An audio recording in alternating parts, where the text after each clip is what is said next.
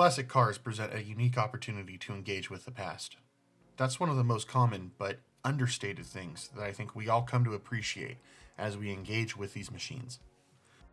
And some of these things do get lost in the fog of the past. And owning a classic car means that sometimes you have to go searching in that fog to find the answer that you need. As cars today are increasingly focused on turning the driver into a proto-passenger, there comes a time when what might have been considered common maintenance, or even just common sense, becomes increasingly scarce. The classic car experience is often a test of the owner's capability to reclaim that knowledge. Reclaim it for yourself, and your old car will get you home. And if you go the extra step to share your reclaimed knowledge with others, then these cars will have a chance to live forever. Today, I'm starting off with the first of a series, 10 less common tips for the air-cooled VW driver. I don't think anyone needs me to tell them what tools they need to carry or what spare parts they should have. There are plenty of other channels that do that. But when I started researching for my list of 10 things, and I started watching these other channels, I noticed a real bad habit.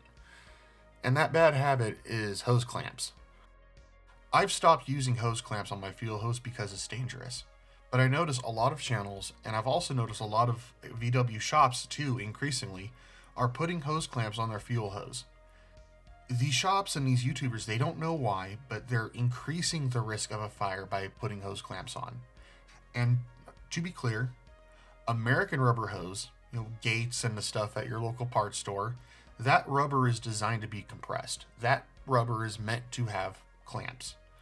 But the German-sourced braided fuel hose from Continental are not meant to be compressed. The reason this hose comes with a braided shroud is because it's meant to expand. When you compress this hose, it breaks down. And when the rubber breaks down on the pressure side of the pump, cracks start to form and eventually find their way through the hose, and gasoline starts squirting through the braid. Alright, so this is 2-year-old fuel hose. Just pulled off the bus. This was going from the tank to the filter. I want to show you guys something, because I talk an awful lot about how people put clamps on this hose and they shouldn't. And this is why, because this is the tank side. It's still like nice and spongy. It's rubber. And it's consistently not hard. Like you see, there are no cracks in it. This is 2 years old. I don't run ethanol free. I get cheap, plain, regular E10 gasoline like anyone else. Like, that's not what causes this fuel hose to fail. A lot of people talk about how like ethanol is what's hurting fuel hose and stuff, and it's not. It's when you squeeze this stuff. When you squeeze it and you hold it under tension, it deforms and it cracks and it breaks.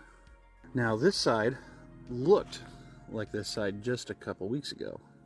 When I pulled the engine out, and granted, this is putting a lot more tension on the hose than a hose clamp does, but this still demonstrates the point. I put just enough tension on this to squeeze this closed, and in just a couple weeks of being squeezed, the rubber's totally failed. One, two, three. There's 4 different segments. There's 4 splits. And I know people often blame the fuel or the quality of hose for this, but I'm going to show you guys with an experiment that the hose clamps are causing the failure by comparing 3 clamped connections to 3 identical side-by-side comparisons with slip connections.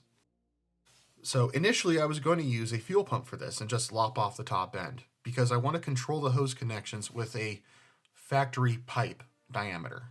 Fortunately, Jacob over at Crush Repair, and thank you Jacob, had a better idea and gave me this 3mm fuel pipe. It's an original VW one, and it was in his scrap pile. So perfect for this. After sectioning the metal pipe and cutting appropriate rubber hose sections, I filled each hose with fresh gasoline just to ensure we don't have any leaks, and then closed each loop. So now we have 6 connection points on trial here.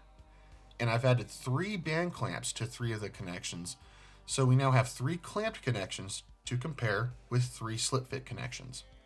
and I predict the clamp connections are going to show signs of cracking rather quickly. And these are band clamps that I've pulled off of customer cars, by the way, that were being used as fuel hose clamps. So as of filming, today is October 1st, and I'll give these loops a few weeks to hang out before I check on them. This isn't the first time I've done this myself. This was something I learned from Cliff and Walker Farnsworth years ago. Volkswagen didn't install hose that would simply fall off. For the low pressure this hose has to contain, the slip fit will last years. I know because my fuel hose is 3 years old this month and I inspect it regularly. Worst case, and I'm being overly cautious, I've just had to snip a little end off after 3 years. No more than a 1/4 inch. But I want to be safe, and hose clamps are cheap insurance, you say. And I get that. That's the intuitive answer in 2024. But this experiment I hope will convince you that the engineers had a different mentality. These cars come from a different time and a different part of the world. They were built by engineers who had a different intuition than we do, nearly 100 years after Ferdinand put the first Käfer on paper.